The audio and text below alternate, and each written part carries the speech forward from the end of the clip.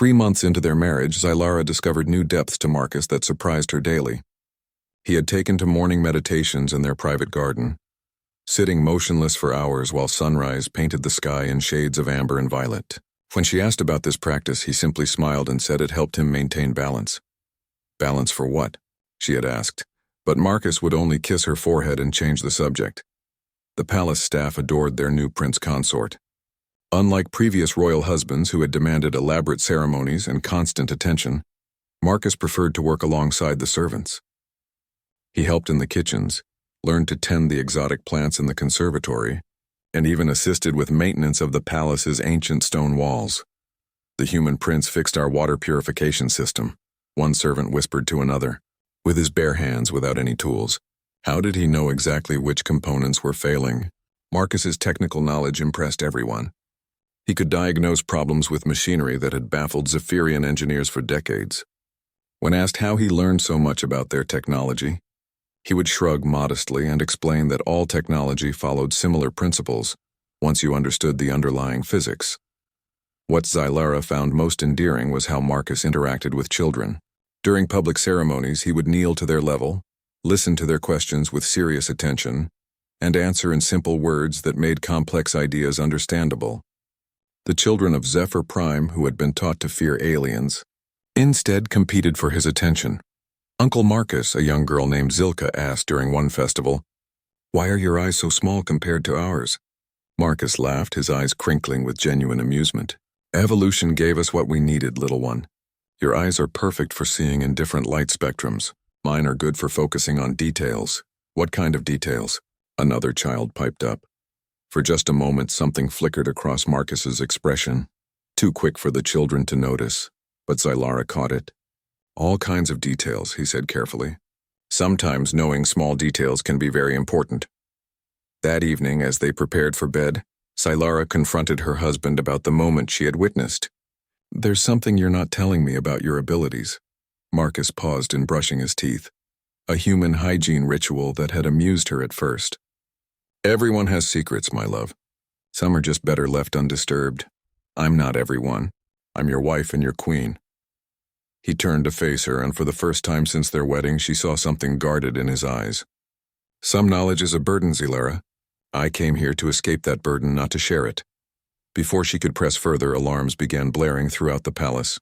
Emergency lights bathed their chambers in pulsing red as Zylara's communication device activated automatically. "My queen." Commander Korvac's voice was tight with tension. "We have incoming ships. Unknown configuration, but they're broadcasting in Old Terran. They're demanding surrender and the immediate transfer of all humans on planet." Zylara's blood went cold. "How many ships?" "Preliminary scans show at least 30 vessels, Dreadnought class." "My queen, they're bigger than anything in our navy." Marcus had gone completely still beside her. When Zylara looked at him, the gentle man she had married seemed to have vanished, replaced by someone whose eyes held depths she had never suspected. "Old Terran?" Marcus asked quietly. "Are you certain?" "Yes, my lord. The dialect is ancient, but our linguistic computers confirm it." Marcus closed his eyes and took a deep breath. When he opened them, Zylara saw something that made her step back involuntarily. Her husband's brown eyes now held flecks of gold that seemed to glow with inner fire. "Marcus?" she whispered. "I need to see the tactical display," he said, his voice carrying an authority she had never heard before. "Now." They rushed to the command center, where holographic displays showed the approaching fleet in terrifying detail. The ships were massive, bristling with weapons that dwarfed anything in known space. Each vessel was twice the size of Zephyr Prime's largest battleships. "Identification confirmed," the communications officer reported. "These are Void Hunters, my queen. The same species that attempted to invade the Andromeda sector 200 years ago." Zylara's heart sank. The Void Hunters were legendary among spacefaring civilizations, an ancient race that had conquered dozens of worlds before mysteriously disappearing. Their return meant doom for any planet they targeted. "Open a channel," Marcus said quietly. "My lord, with respect, perhaps we should," Korvac began. "Open the channel."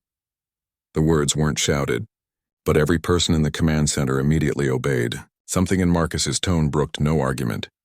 The main screen flickered to life, revealing a creature that belonged in nightmares.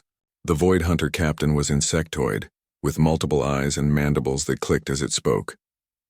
Its exoskeleton was scarred from countless battles, and bioluminescent patches along its neck pulsed with aggressive red light.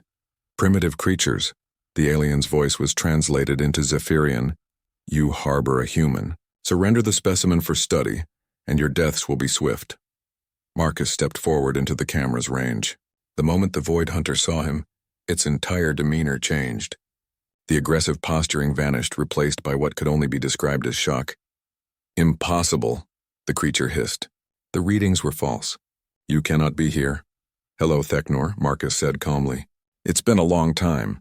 The Void Hunter's name had not been mentioned in any communication. Yet Marcus knew it. Sylara felt her world shifting beneath her feet as she realized she might not know her husband at all. Marcus Chen, the alien whispered, and there was something like fear in its voice.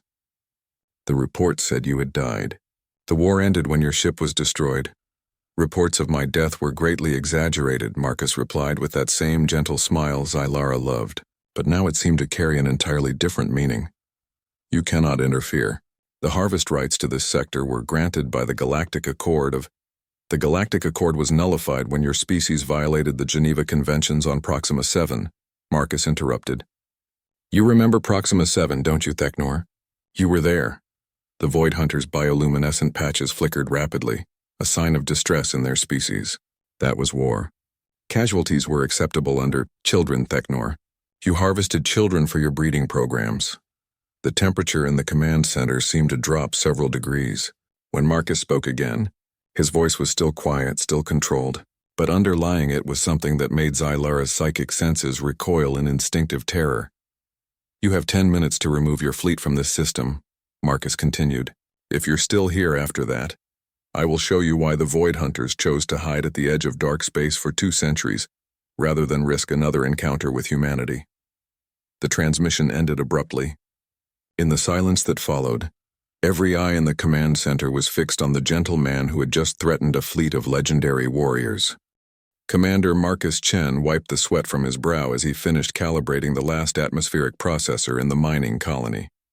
His gentle hands moved with practiced precision, ensuring every setting was perfect. Around him, the purple-skinned Zephyrian workers watched with curiosity. They had never seen a human work with such careful attention to detail. The human is strange, whispered one worker to another. He treats our equipment like precious artifacts.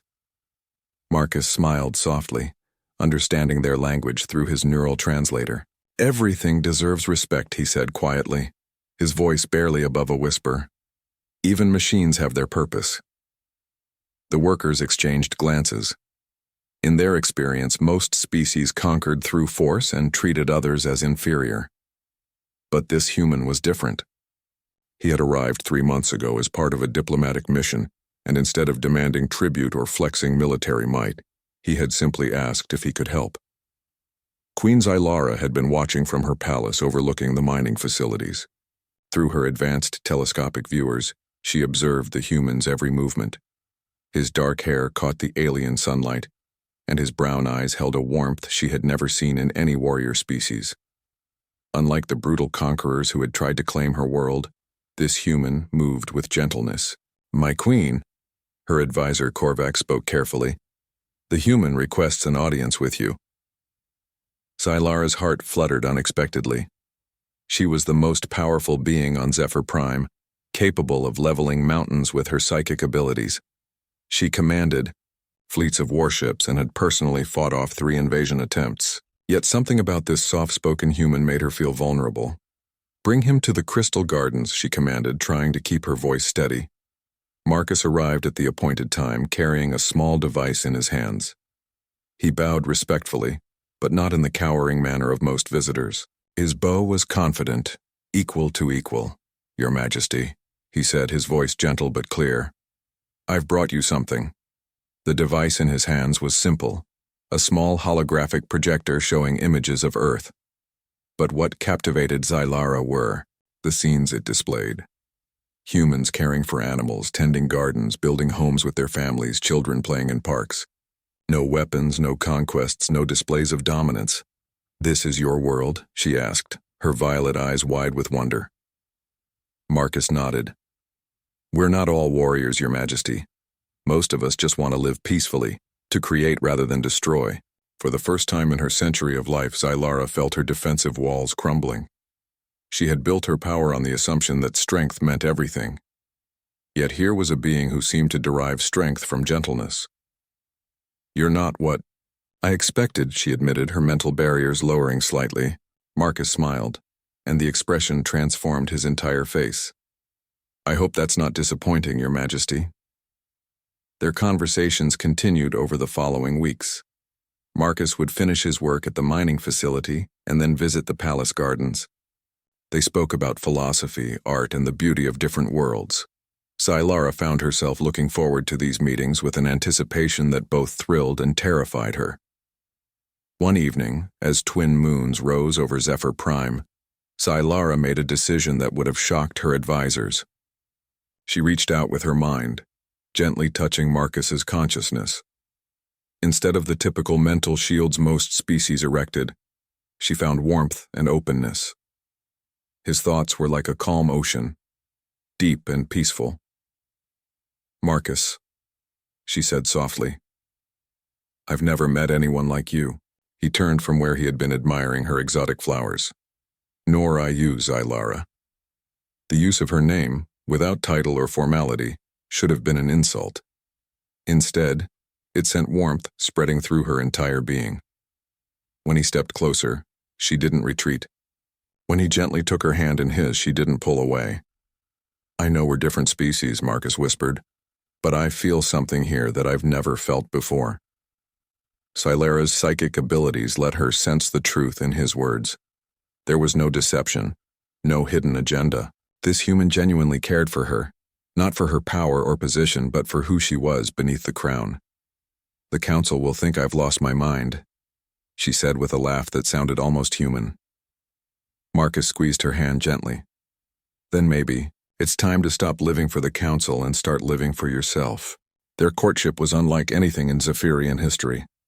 Instead of displays of power or conquest, Marcus brought her small gifts: a flower from Earth preserved in stasis, music from human composers, poetry written in languages that predated space travel. Each gift was chosen not for its value but for its meaning. The wedding ceremony blended both cultures. Xylara wore traditional Zephyrian crystals that resonated with her psychic energy, while Marcus wore simple, human, formal attire. When they exchanged vows, the entire planet seemed to hold its breath. "I promise to protect your gentle heart," Xylara whispered, her voice carrying across the great plaza through psychic amplification. "And I promise to stand beside you through whatever comes," Marcus replied, his words simple but profound. The celebration lasted 3 days. Citizens who had expected to hate or fear their new human prince instead found themselves charmed by his genuine interest in their culture. He learned their dances, attempted their cuisine, and listened to their stories with patience that amazed even Xylara.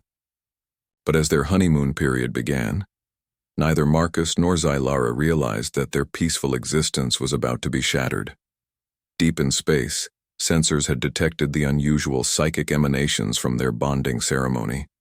Ancient enemies of humanity, species who remembered what humans were truly capable of when pushed beyond their limits, were already plotting. The gentle human who had won a queen's heart through kindness was about to face a test that would reveal why his species had earned both respect and fear throughout the galaxy. Some powers were so terrifying that they were best kept sleeping, and Marcus Chen had been very good at keeping his sleeping. In the hours following the battle, Xylara watched Marcus coordinate the rescue of Void Hunter survivors with the same gentle efficiency he had once used to tend her gardens. He ensured the disabled crews received medical attention, proper food, and comfortable detention facilities while awaiting transport home.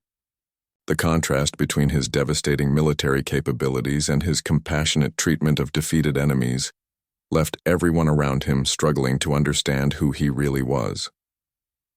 "The 10th Fleet," Admiral Korvac said quietly as they stood in the observation deck, watching rescue shuttles ferry Void Hunter survivors to temporary holding stations. "I've heard whispers of that name in the deepest military archives. What happened to them? Marcus didn't answer immediately. He stood silhouetted against the stars, still wearing the simple civilian clothes he had put on that morning when his biggest concern had been pruning the orchids in the Royal Conservatory. Finally, he spoke without turning around. The 10th Fleet was humanity's response to the Void Hunters' expansion into the inner colonies. 50,000 ships, crewed by our best and brightest. They were going to end the war in a single decisive battle. Zylara felt a chill run down her spine. We're going to? The Void Hunters tried to use captured human children as living shields. They thought our emotional attachment to our young would make us hesitate. Marcus's hands clenched briefly at his sides. They were wrong. Dead wrong. The silence stretched until Korvac gathered courage to ask the question they were all thinking. What did you do to an entire fleet? Marcus turned around, and Zylara saw tears tracking down his cheeks even as his expression remained perfectly controlled. We made them quantum dust scattered across 17 star systems, 50,000 ships, 3 million Void Hunter warriors, and an entire artificial planet they were using as a mobile base. All of it gone in approximately 14 minutes. 14 minutes, Korvac breathed. That's impossible. The energy requirements alone. Humans don't wage war the way other species do, Marcus interrupted gently. We don't fight for territory or resources or dominance. When we fight, it's because someone has crossed a line that should never be crossed. And when that happens, we don't seek victory. We seek the complete elimination of the threat. Zylara studied her husband's face, seeing new depths of pain she had never suspected. Is that why you retired? Why you came here? Marcus nodded slowly. After the 10th Fleet incident, most of the galaxy's aggressive species decided that discretion was the better part of valor. Wars became smaller, more civilized. The harvesting of sentient children stopped entirely. But the cost. He touched his chest over his heart. I used to love the stars, Zylara. Used to dream of exploring peaceful worlds and meeting new civilizations. After what we had to do, space felt cold and empty and full of ghosts. So you came to our little world looking for warmth, she said with sudden understanding. I came looking for a reason to believe that there was still beauty in the universe. Instead, I found love. Marcus stepped closer and took her hands in his. You saved me, Zylara. Gave me 3 months of peace and happiness that I thought I'd lost forever. Before she could respond, the communication system activated with an urgent chime. Commander Korvac moved to answer it, but Marcus held up a hand. That will be for me, he said with certainty. Computer, identify incoming signal. Quantum encrypted transmission from Earth Fleet Command, Admiral. Priority level 1. Admiral's eyes only. Marcus sighed deeply. Put it through to my private terminal. And Korvac, clear the observation deck. What I'm about to discuss is classified beyond your security clearance. After the others left, Marcus activated a holographic projector that materialized a 3-dimensional image of a stern-faced woman in Earth Fleet uniform. Her silver hair was pulled back severely, and her blue eyes held the same dangerous depths Zylara had begun to recognize in her husband. Marcus, the woman said without preamble, the Void Hunter survivors you're releasing are going to carry a very specific message back to their leadership. Are you prepared for the consequences? Hello, Elizabeth, Marcus replied with genuine warmth. Yes, I'm prepared. The question is whether Earth is prepared to have me back in active service. Admiral Elizabeth Kane, Zylara could see the rank insignia on her uniform, leaned forward in her chair. The President has authorized your immediate reinstatement at full rank and authority. The Galactic Council is requesting an emergency session. Apparently, the detection of human military technology in the Zephyr system has caused quite a panic among the more aggressive species. Let them panic, Marcus said calmly. Maybe it will remind them why the Pax Terra exists in the first place. Zylara felt lost. Pax Terra? Admiral Kane's image turned to acknowledge her for the first time. Your Majesty, forgive the intrusion. Pax Terra is what we call the current galactic peace. It exists because after the Void Hunter War, most species decided that provoking humanity was extremely hazardous to their health. Marcus squeezed Zylara's hand gently. What Elizabeth isn't saying is that maintaining the peace requires occasional reminders of why it exists. The Void Hunter's return to raiding was a test to see if humanity had grown soft during our self-imposed isolation. And your response today answered that question rather definitively, Admiral Kane added with what might have been approval. However, there's a complication. Long-range sensors indicate that other hostile species are mobilizing. The Krolix Empire has moved 3 battle fleets toward the neutral zone. The Hive Collective is awakening dormant queens near human-allied worlds. Xylara felt her blood turn to ice. Both the Krolix Empire and the Hive Collective were legendary threats that had been quiet for decades. If they were moving now, it meant they thought humanity had become vulnerable. "They're coordinating," Marcus said grimly. The Void Hunter attack was meant to draw out Earth's response and gauge our current capabilities. Now that they've seen I'm still alive and still active, they're going to strike while they think they have surprise. "How long do we have?" Xylara asked. Admiral Kane checked something off screen. "Preliminary estimates suggest 67 hours until the first coordinated attacks begin. Marcus, I need you back on Earth. The President wants to convene the War Council." Marcus was quiet for a long moment, staring out at the stars where rescue operations continued around the disabled Void Hunter ships. When he spoke, his voice carried a sadness that made Xylara's heart ache. "I can't leave Zephyr Prime, Elizabeth. If I go to Earth now, every hostile species in the galaxy will see this world as a vulnerable target. They'll come for Xylara to hurt me. Then bring her with you," Admiral Kane suggested. "Earth's defenses are—" "No." Xylara surprised herself with the firmness of her own voice. "My people need me here. I won't abandon them, even for my husband's war."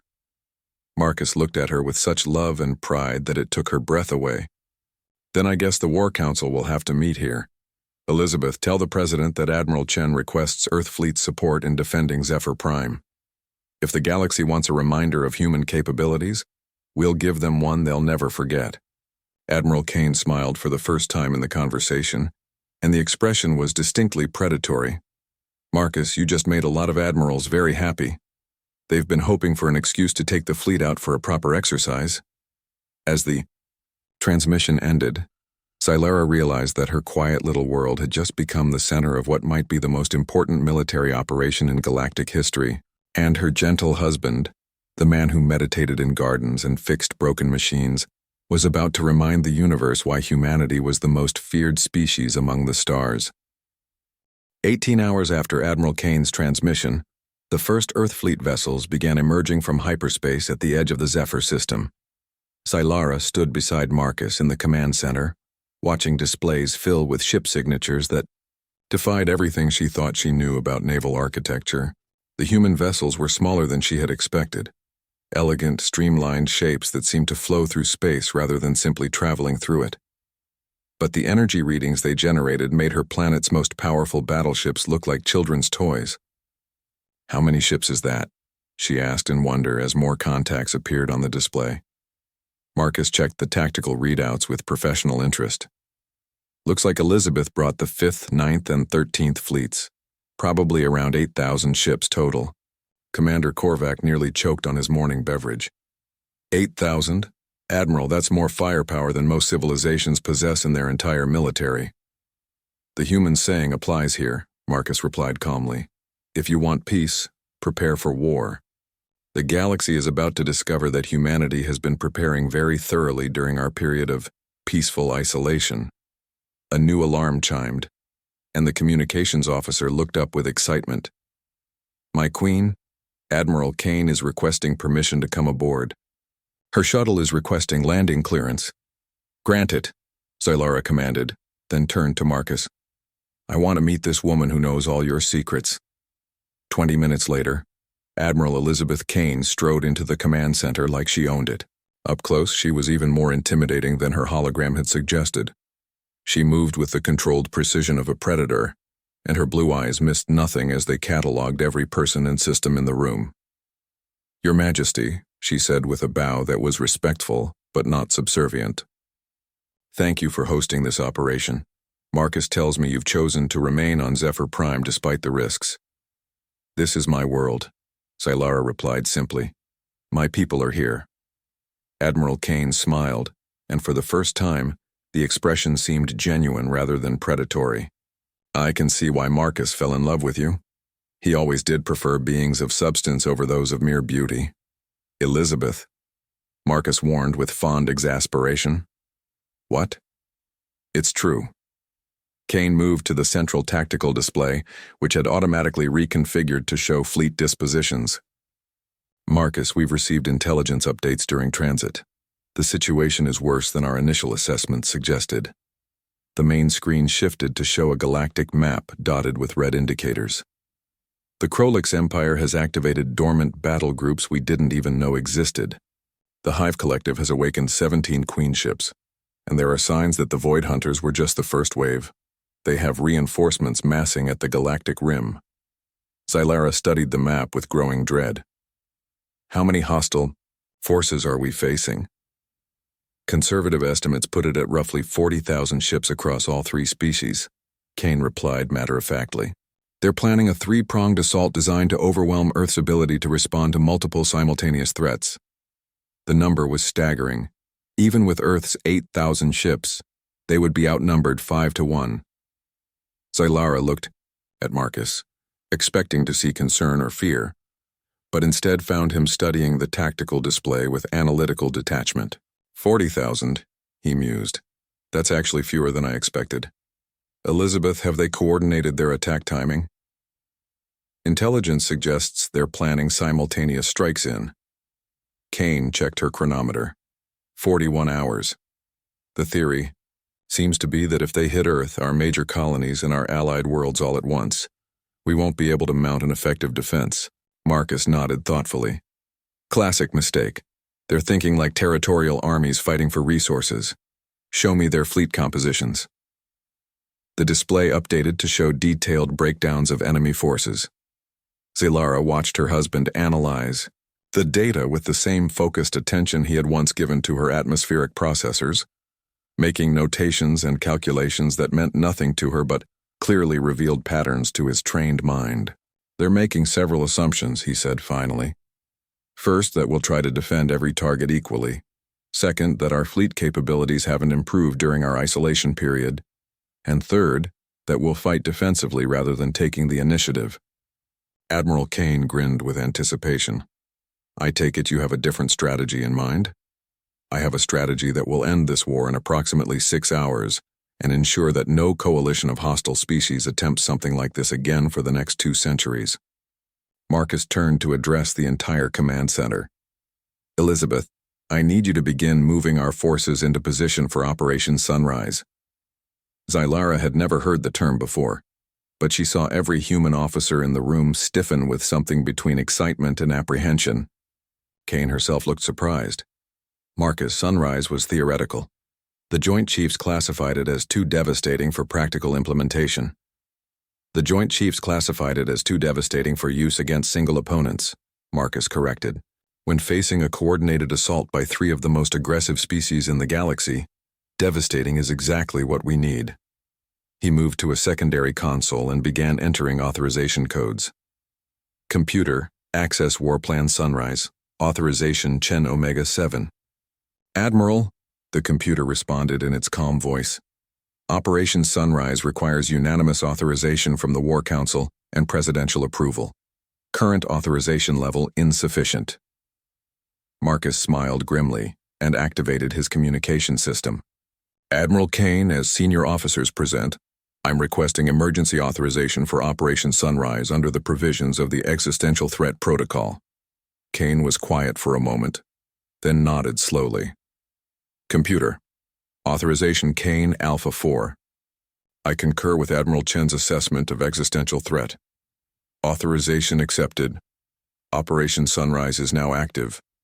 Please note, implementation of this operation will result in total strategic superiority for a minimum of 2 centuries and the likely cessation of aggressive military actions by all known hostile species. Xylara felt a chill run down her spine. What exactly is Operation Sunrise? Marcus looked at her with infinite tenderness, and she saw the weight of terrible responsibility in his eyes. My love, remember when I told you that humans don't fight, For victory? We fight to eliminate threats completely? She nodded, not trusting her voice. Operation Sunrise is what happens when humanity stops pulling its punches. We're going to demonstrate to the galaxy exactly what our peaceful isolation has accomplished in terms of weapons development.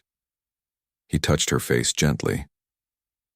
By tomorrow evening, every aggressive species within 1,000 light years will be requesting peace negotiations, and they'll spend the next 2 centuries being very, very careful not to provoke us again.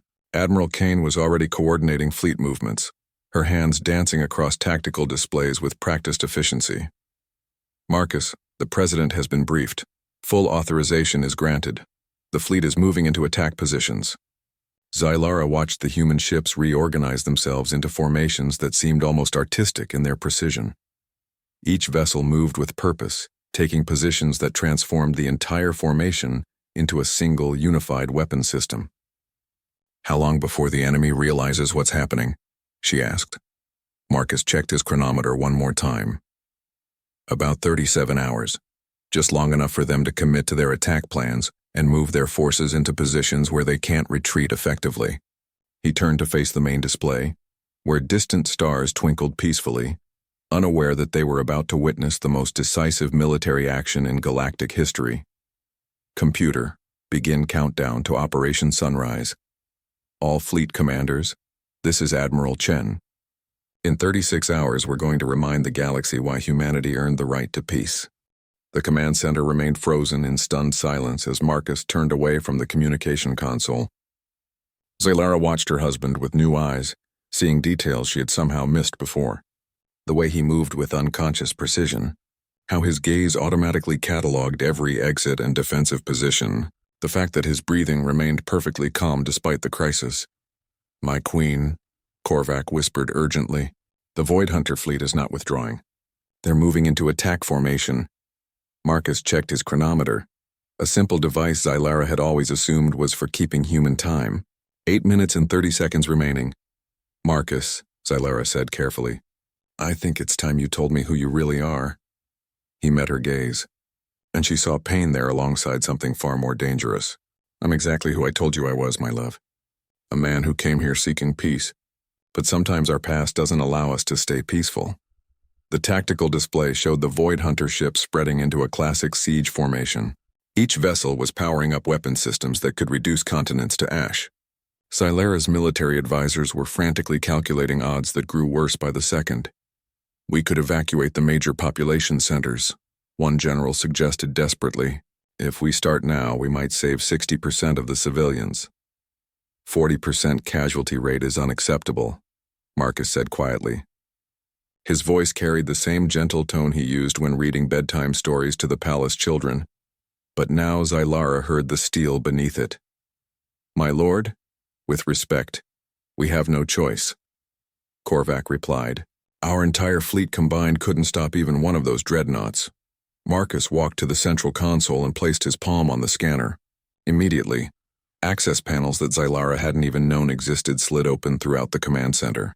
Hidden displays activated, showing ship schematics and technical readouts in languages she didn't recognize. "Computer. Authorization Marcus Chen, Terran Defense Force, classification level Omega-7. Zylara's breath caught.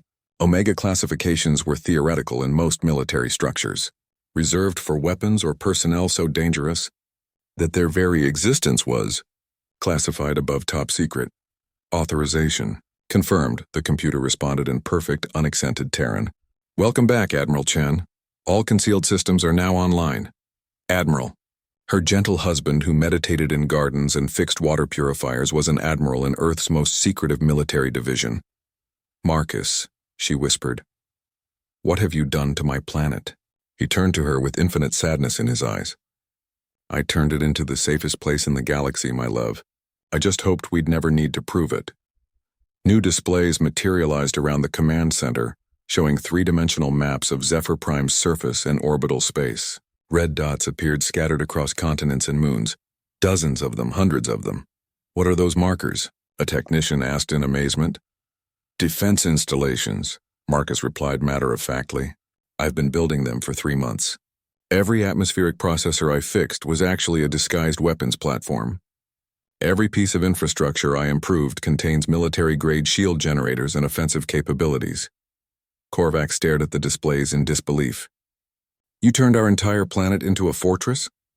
I turned your planet into a statement, Marcus corrected. 6 minutes remaining. Xylara felt betrayal and admiration warring in her chest. You lied to me. To all of us. I never lied about my feelings for you, Marcus said gently, reaching for her hand. Everything I said, everything we shared, that was real. But I couldn't tell you what I was because I hoped I'd never have to be that person again.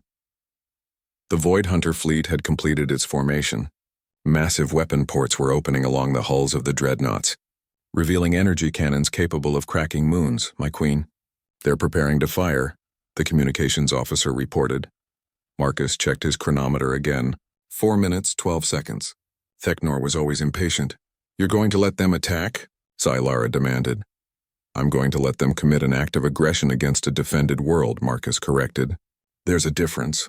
The moment they fire on us, every treaty and convention that kept me leashed ceases to apply. Warning klaxons blared as the Void Hunter's weapons reached full charge. On the tactical display, energy readings climbed toward lethal levels. All ships are targeting the capital city, a scanner operator reported with barely controlled panic. Marcus nodded calmly. Predictable. Computer, activate Aegis protocol. Xylara felt the ground vibrate beneath her feet as massive machinery came online throughout the palace complex. Through the transparent aluminum windows of the command center, she could see the air itself beginning to shimmer as defensive fields activated. Incoming. Fire detected, the computer announced in its maddeningly calm voice. 30. Dreadnought-class energy beams lanced down from orbit, each carrying enough destructive power to vaporize a mountain. They struck the shimmer in the air above the capital city and disappeared. The beams didn't explode or dissipate. They simply ceased to exist, absorbed by energy fields that shouldn't have been possible with known technology. In orbit, the Void Hunter fleet registered the complete failure of their attack, with what Xylara could only imagine was shock and growing fear. Time's up, Marcus said quietly. He placed both hands on the central console, and Xylara felt something change in the air around him. The gentle warmth she had always sensed from her husband was replaced by something vast and cold, and utterly implacable. Computer, remove all safeties. Authorization code, remember the children. All safeties removed, Admiral. Weapons free. Target acquisition complete. The hidden displays showed targeting solutions appearing around every Void Hunter ship.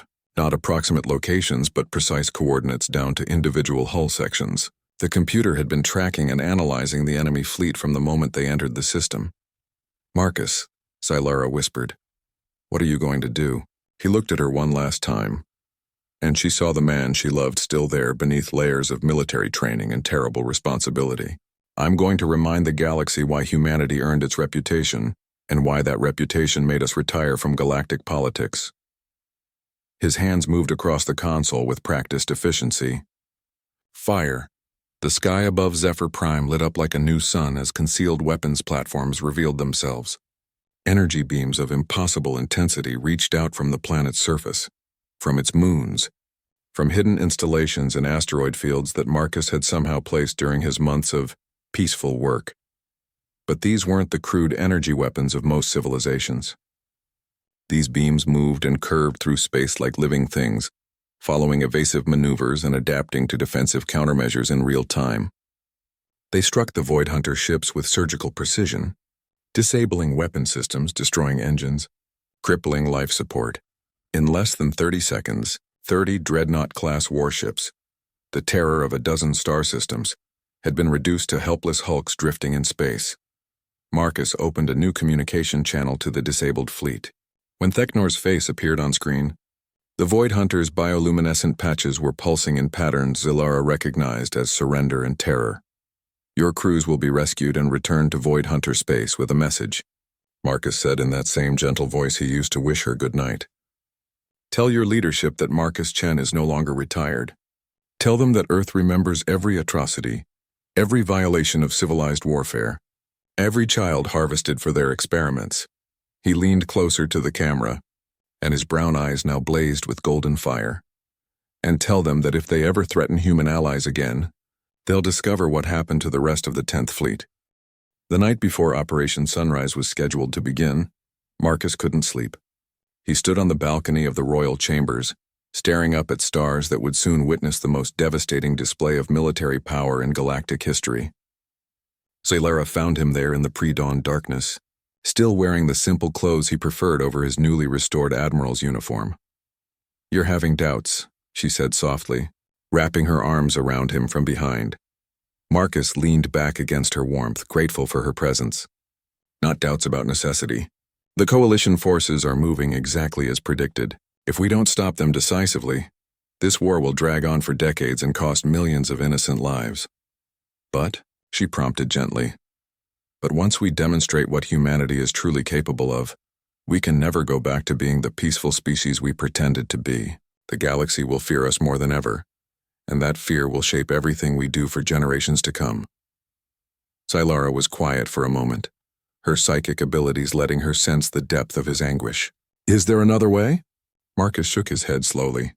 Elizabeth ran the simulations 100 times. Conventional warfare would result in approximately 40 million casualties across all participating species.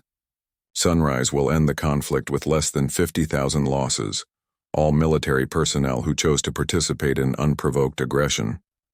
"Then why does it hurt you so much to save those 40 million lives?" He turned in her arms to face her, and she saw tears glistening in the starlight. "Because once people know what we're capable of, they'll never look at us the same way. They'll never see me the way you did when I was just a gentle human who fixed your atmospheric processors." Understanding dawned on Zylara's face. "You're not afraid of using this power. You're afraid of what having it makes you." "I fell in love with the way you looked at me," Marcus whispered, "like I was just a man worth caring about, not a weapon worth fearing. After tomorrow, everyone in the galaxy will know what I really am." Zylara cupped his face in her hands, her violet eyes fierce with determination. "Marcus Chen, listen to me very carefully. I know exactly what you are. You're a man who spent 3 months rebuilding a world's infrastructure because you wanted to make people's lives better. You're someone who reads bedtime stories to children and cries when you have to make terrible choices. You're the person who could have conquered my planet on the first day, but instead chose to court me with flowers and poetry." She pressed her forehead against his. "The fact that you have the power to level civilizations doesn't change who you are in your heart. It makes your choice to be gentle all the more precious." Before Marcus could respond, the communication system in their chambers activated with an urgent chime. Admiral Kane's voice filled the room. "Admiral Chen, we have a problem. Long-range sensors are detecting massive hyperspace distortions. The enemy coalition has accelerated their timeline. They're moving to attack now." Marcus and Zylara rushed to the command center where displays showed 3 massive fleet formations converging on different sections of human space. The Krolix Empire was moving toward Earth itself, while Void Hunter reinforcements targeted the agricultural colonies, and Hive Collective Queens headed for the industrial worlds that supplied Earth's military. "How long until they reach their targets?" Marcus asked, his voice switching instantly to military efficiency. "Krolix forces will reach Earth in 14 hours, Kane reported grimly. "Void Hunters and Hive ships will hit their targets approximately 2 hours later." "Admiral, they're not giving us time to fully deploy Sunrise." Marcus studied the tactical displays with intense concentration. The enemy had moved faster than expected, but their acceleration had cost them something precious: coordination. Instead of 3 simultaneous strikes, they would be attacking in sequence, allowing Earth's forces to concentrate on one threat at a time. "Actually, Elizabeth, they've just handed us a significant advantage. Computer, modify Operation Sunrise for sequential implementation. Priority targets: Krolix main fleet, then Void Hunter reinforcements, then Hive Collective." "Modification accepted," the computer replied. Estimated operation time reduced to 4 hours 20 minutes with sequential targeting. Zylara watched her husband transform before her eyes. The gentleman she had married was still there, but overlaying him now was something far more formidable: a strategic mind that had orchestrated the most decisive military victories in human history. "All fleet commanders, this is Admiral Chen." Marcus spoke into the fleet communication system. "The enemy has chosen to abandon coordination in favor of speed. We will demonstrate why this was a mistake. Operation Sunrise commences in 10 hours. Over the following hours, Zilara watched the most complex military operation she could have imagined unfold with clockwork precision. Human fleets moved through hyperspace like choreographed dancers, taking positions that seemed random until viewed as part of a larger pattern. Marcus worked alongside Admiral Kane, coordinating movements across dozens of star systems while somehow maintaining his characteristic calm. He remembered to eat when Zilara brought him food, thanked the staff who brought updates, and even found time to reassure a young communications officer who was clearly nervous about his first major operation. "Admiral," the officer had stammered, "what if the calculations are wrong? What if we can't pull this off?" Marcus had smiled with genuine warmth. "Son, I've been fighting hostile aliens since before you were born. Trust me when I say that humanity doesn't start fights we can't finish." With 2 hours remaining before the first engagement, Marcus called a brief meeting of all senior officers. The holographic display showed the final positions of both human and enemy fleets, patterns that looked almost like abstract art in their complexity. "Ladies and gentlemen," Marcus began quietly, "in 2 hours we are going to demonstrate capabilities that humanity has kept hidden for over a century. What you are about to witness will fundamentally change how our species is perceived throughout the galaxy." He paused, looking around at faces he had served alongside for decades. "Some of you will question whether what we're about to do is necessary. Let me be very clear. The enemy coalition has 40,000 ships planning to attack civilian populations with weapons designed to maximize casualties. Our response will be proportional, precise, and final." Admiral Kane stepped forward. "Marcus, the fleet is in position. All ships report ready." Marcus turned to Zilara, taking her hand in his. "My love, I want you to understand what you're about to see. When this is over, the galaxy will know that humanity is not just another species with advanced technology. We are something entirely different, a species that chooses peace not because we're weak, but because we're too dangerous for anything else." The countdown timer reached 0. "All fleets," Marcus said quietly into the communication system, "execute Operation Sunrise." On the main display, 40,000 enemy ships discovered why humanity had earned its reputation, and across 17 star systems the galaxy learned that there was a difference between being advanced enough to reach the stars and being evolved enough to deserve them. Operation Sunrise lasted exactly 4 hours and 23 minutes. When it ended, the most aggressive coalition in galactic history had ceased to exist as a military threat, and the balance of power in known space had shifted permanently in humanity's favor. Zilara watched the aftermath unfold from the command center of her palace, still struggling to comprehend what she had witnessed. The human fleets had moved like extensions of a single consciousness, coordinating attacks across multiple star systems with precision that defied conventional understanding of space warfare. The Krolix Empire's massive fleet, approaching Earth with the confidence of conquerors, had encountered weapons that existed only in theoretical physics textbooks. Reality-warping cannons that folded space around enemy ships, compressing them into impossibly small points before releasing them as harmless debris. Quantum disruptors that severed the molecular bonds holding enemy vessels together, leaving their crews floating in escape pods while their ships simply ceased to exist at the atomic level. The Void Hunter reinforcements had fared no better. Their legendary bioships, grown rather than built, had encountered Earth's newest development, nanoscale disassemblers that could rewrite biological matter at the cellular level. Within minutes, the most feared raiders in the galaxy found their vessels transforming into elaborate gardens, their weapon systems becoming flowering vines, their hulls turning into living artworks that posed no threat to anyone. The Hive Collective Queens had perhaps suffered the most psychologically devastating defeat. Their ships, controlled by vast artificial intelligences linked across space, had been subjected to humanity's mastery of information warfare. Earth's quantum computers had infiltrated the Hive network and rewritten their core programming, turning the Queens from conquest-focused intelligences into beings obsessed with protecting and nurturing other species. The surviving Hive ships were already broadcasting apologies across the galaxy and offering to help rebuild worlds they had previously attacked.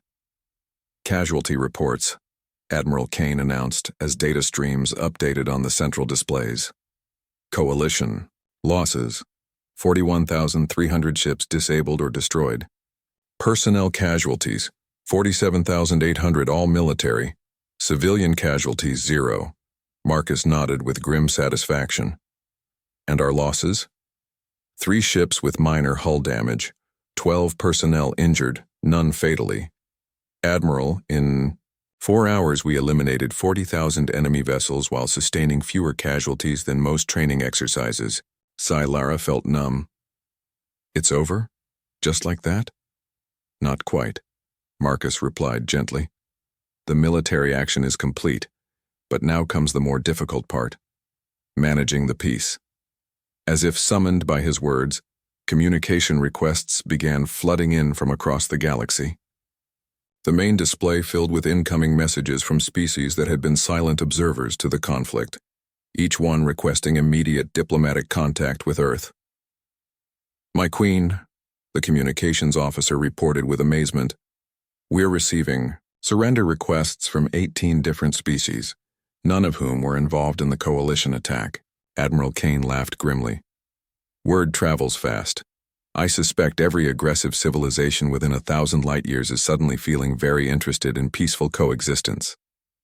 Over the following days, Lara watched her husband navigate the complex diplomacy that followed humanity's demonstration of absolute military superiority.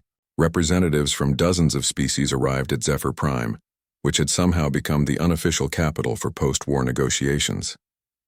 Marcus handled each delegation with the same gentle patience he had once shown her citizens, listening to their concerns and finding solutions that addressed everyone's needs. But Lara noticed that the other species representatives spoke to him with a deference that bordered on fear, even as they clearly respected his fairness. "They're terrified of you," she observed one evening as they walked through the palace gardens where they had first fallen in love. Marcus paused beside the flower bed where he had proposed, touching the earth roses he had transplanted there. "They're terrified of what I represent. The knowledge that humanity could have conquered the galaxy at any point in the last 2 centuries, but chose not to. And now? Now they understand that our peaceful nature isn't weakness, it's restraint. The most dangerous species in the galaxy has been choosing peace because we value life more than power." He turned to her with a sad smile.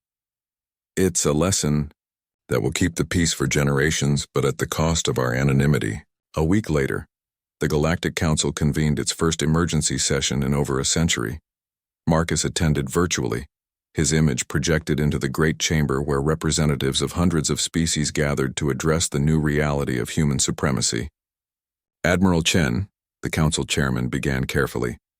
"The recent demonstration of human military capabilities has clarified certain aspects of galactic politics. The council wishes to formalize the current state of affairs."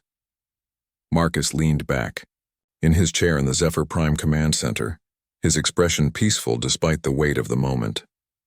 "What exactly are you proposing, Chairman?"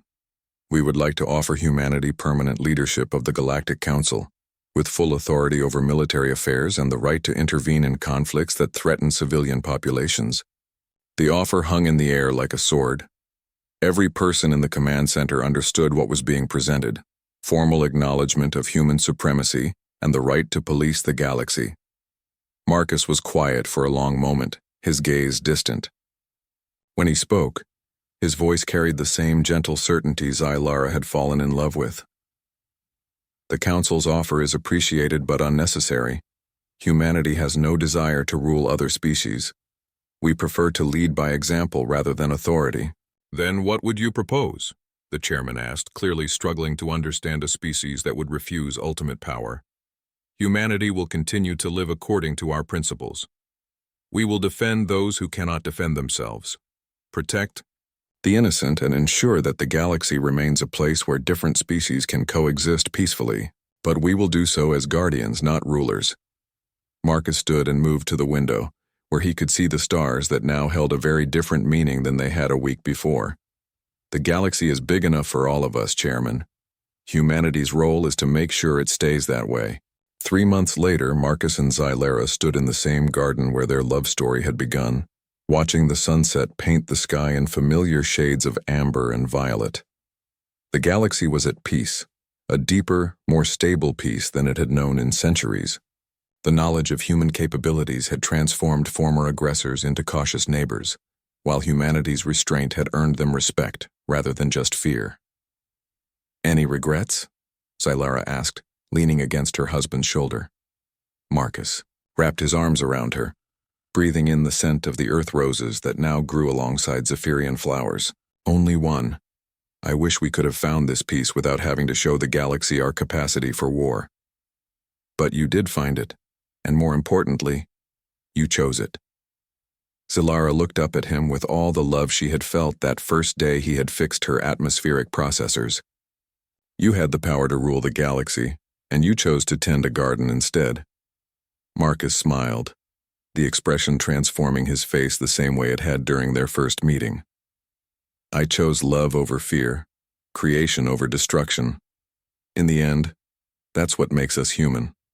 Above them, the stars shone down on a galaxy where the most dangerous species had proven once again that true strength lay not in the ability to destroy, but in the wisdom to protect. And in a small garden on Zephyr Prime, a gentle human who had saved the galaxy continued the quiet work of tending flowers, while his alien queen watched over both him and their peaceful world. The universe was vast and full of wonders, but the greatest wonder of all was that in a cosmos where power usually corrupted, humanity had learned to wield ultimate force with infinite restraint. It was a lesson that would echo across the stars, for generations to come, ensuring that the peace they had built would endure long after the last warrior had laid down their weapons in favor of tending gardens of their own.